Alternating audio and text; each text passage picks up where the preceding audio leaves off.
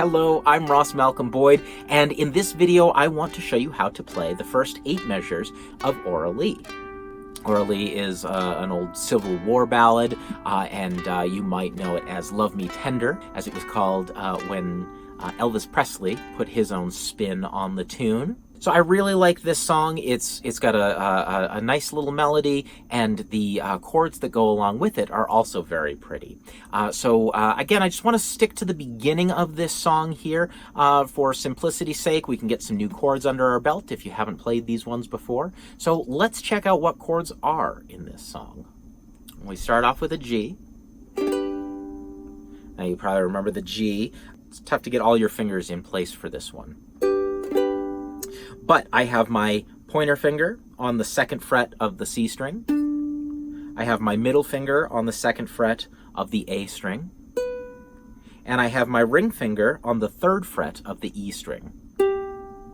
Hey, it's a television network. Okay, anyway, and your G string will remain open when you strum all of those strings. Beautiful. So there is our G chord.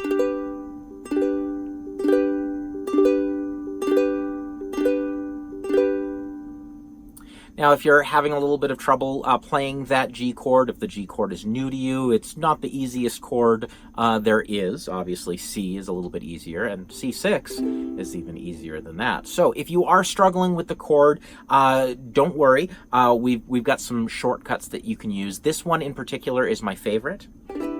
This one right here is a G6 chord.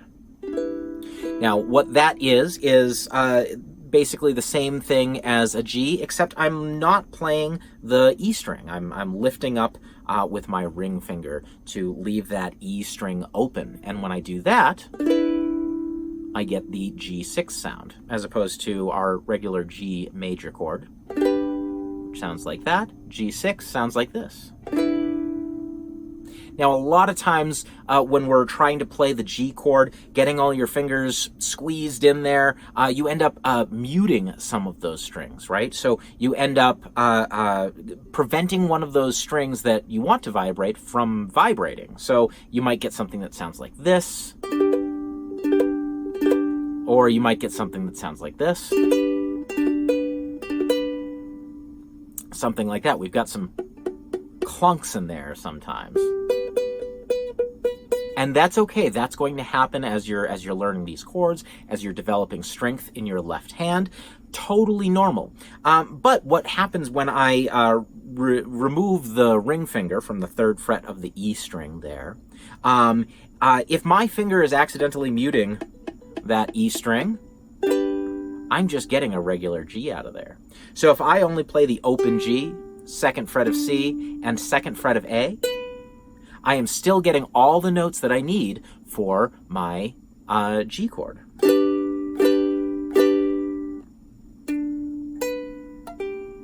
And that wasn't even touching the E string.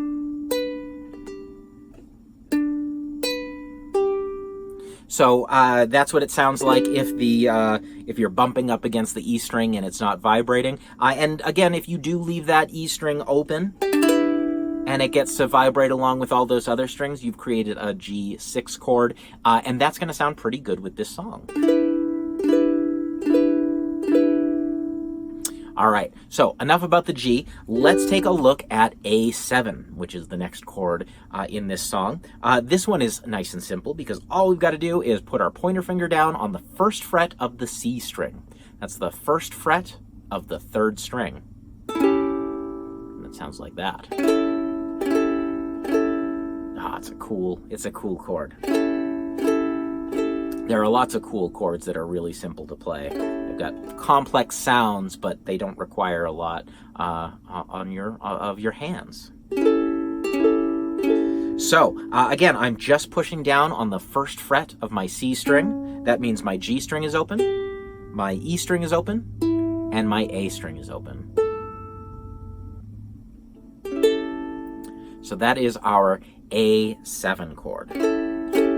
Next on the list, we have a D7 chord. Now, maybe you've played the D chord before or tried to play the D chord. It's another tough one. It's a simple chord, like musically, but it's a tough one to play because, again, just like the G, we've got to squeeze all of our fingers into a really small space there, right?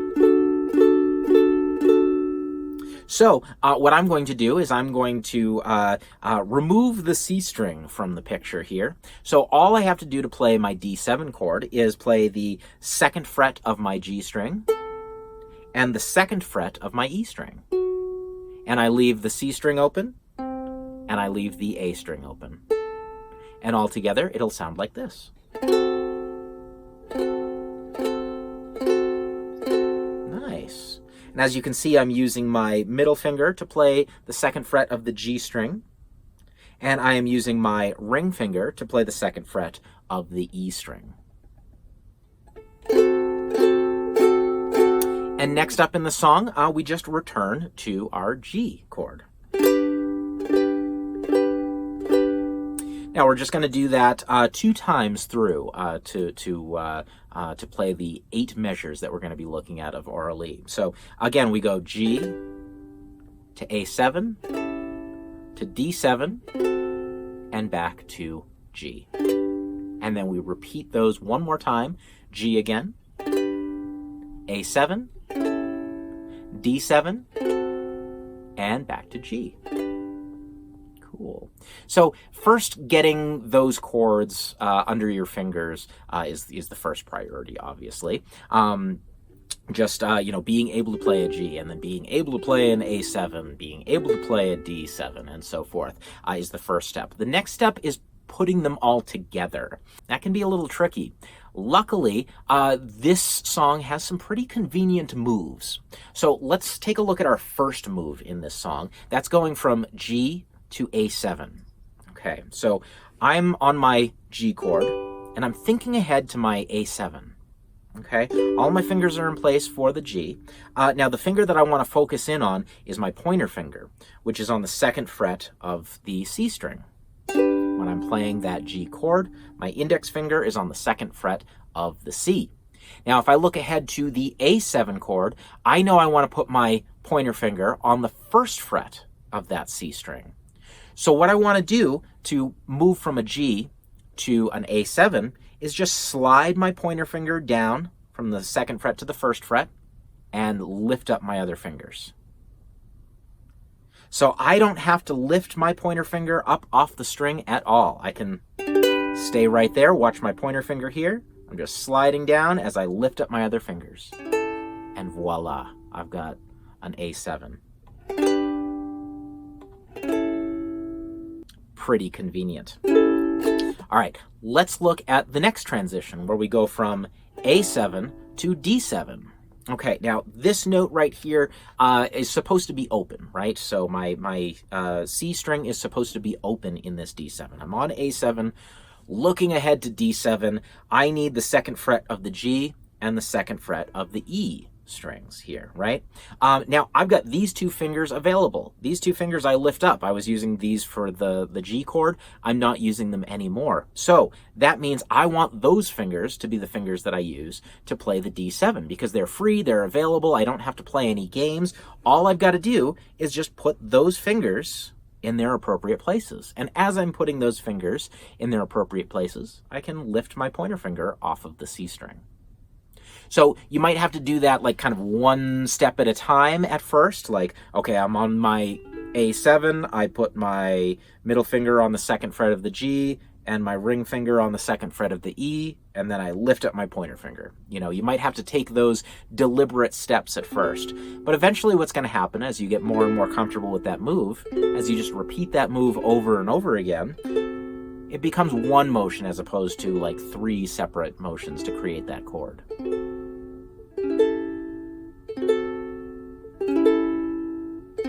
And it'll take some time, it'll take some going back and forth just like I was doing there. Play the A7, play the D7, play the A7, play the D7. and take as much time as you need to get from one chord to the next. Just remember those little tricks to kind of make it as easy on yourself as possible. Not every chord transition is going to be that simple, so try to take advantage of it when you have the opportunity. Finally, we're going to move from D7 back to our G chord. Okay, so here we have a common string. We've got, right now, I'm playing the D7, and my ring finger is on the 2nd fret of the E string. Okay, and when I play the G chord, I want that finger to be on the 3rd fret of the E string. It's on the 2nd fret now. I want it to be on the 3rd fret. So that's going to be my anchor. That's going to be the first thing that I focus on to get my hand ready to get to the G chord. So the first thing that I do when I'm holding down this D7 chord is I'm going to slide my ring finger up to the 3rd fret of the E string. It's on the 2nd fret now. I want to slide it up to the 3rd fret. Once I've done that, I can lift my middle finger up, rather. My pointer finger wasn't doing anything during that chord. So now these two fingers are ready to fall on the 2nd fret of the A string. That's your middle finger going on the 2nd fret of the A string, and your pointer finger going on the 2nd fret of the C string. And that is our move to go from our D7 to our G. D7 to our G. See what that sounds like. D7 to G. Nice. D7 to G. And you can see I'm just sliding my ring finger from the 2nd fret of the E string to the 3rd fret of the E string. Now, having something like that to focus on as you're transitioning chords can help maintain your bearings on where you are, and kind of sets your other fingers up to land in the appropriate spaces for those chords. Again, this is something that's going to take a bit of time, especially if you're not super comfortable with chords yet. Switching chords, jumping around like this might take a little bit of time, and that is totally fine. That is totally cool. Take it at whatever pace you need to get it nice and smooth.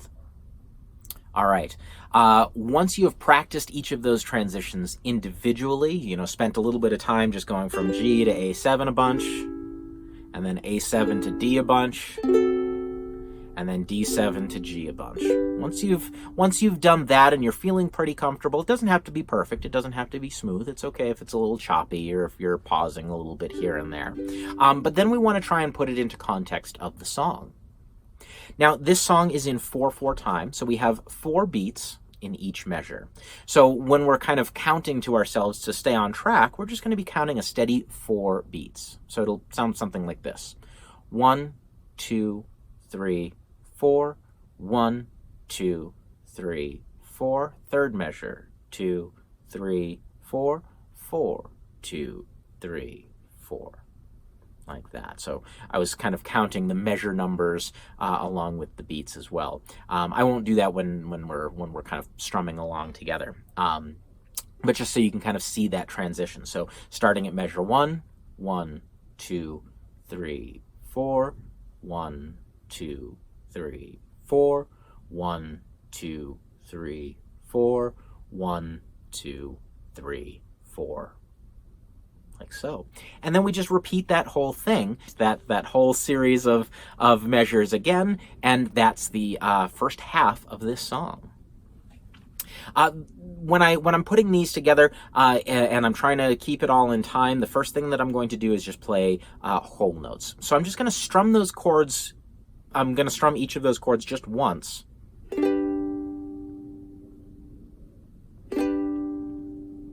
And let that chord ring out for the duration of the measure. And I'll only strum again when I switch to the new chord. So it'll sound like this. I'll count us off and then start strumming. 1, 2, 3, 4. 1, 2, 3, 4. 1, 2, 3, 4. 1, 2, 3, 4. 1, 2, 3, 4. Now that'll give us plenty of time to think about what's coming next. It'll give us time to think about what the next chord is, where we have to move, and it's kind of minimizing, or it's maximizing the time that we have to transition from one chord to another. as we're counting out that measure, just letting it fill up. As we're putting more strums in, those transitions become a little bit tougher to squeeze together, right? Like you have to be right on the ball when it comes to switching from chord to chord. So that's why we want to start off with the whole notes, because that is going to give us a better chance of staying in time with the song and playing these chord changes. Let's try it together. So if you're feeling comfortable, I'm going to take it nice and slow. If at any point you kind of get lost or you stumble a little bit, don't worry about it. Just pause, watch me, jump back in if you're comfortable, and kind of take it easy. Okay. So I'll count us off, and then we're just going to play this progression a few times. So G, A7, D, G, G, A7, D7, G. Just do that a few times through. Okay. Here we go. 1, 2, 3, 4. 1, 2, 3, 4. 1, 2, 3, 4. 1, 2, 3, 4. 1, 2, 3, 4. G again. 2, 3, 4. 1, 2, 3, 4. 1, 2, 3, 4. 1, 2, 3, 4. 1, 2, 3, 4.